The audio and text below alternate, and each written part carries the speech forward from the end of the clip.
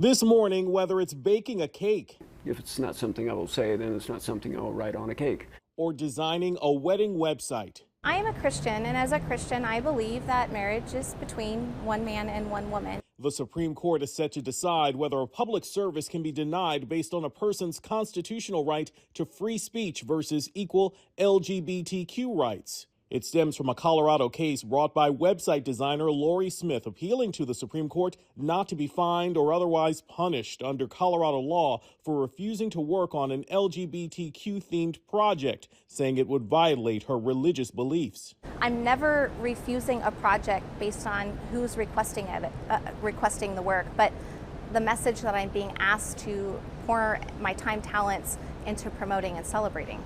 Colorado's Attorney General Philip Weiser says otherwise. If you're open to the public, you need to accommodate everybody. That's a core of our civil rights law, and it has deep roots in American law.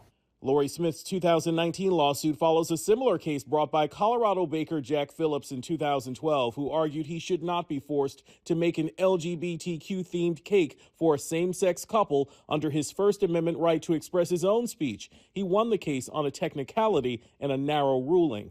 Artem Skardina, a transgender woman, is now suing Smith for violating her rights. As soon as I told him who I was, then it became, I won't sell it to you. Ultimately, the Supreme Court now gets to decide if one right overrides another. What's at stake is the right of every American to be able to speak messages that are consistent with their conscience and to not face government punishment for declining to speak a message that violates their core convictions.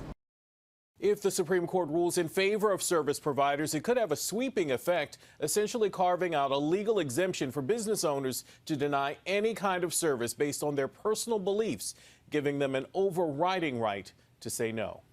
Derek Dennis, ABC News, New York.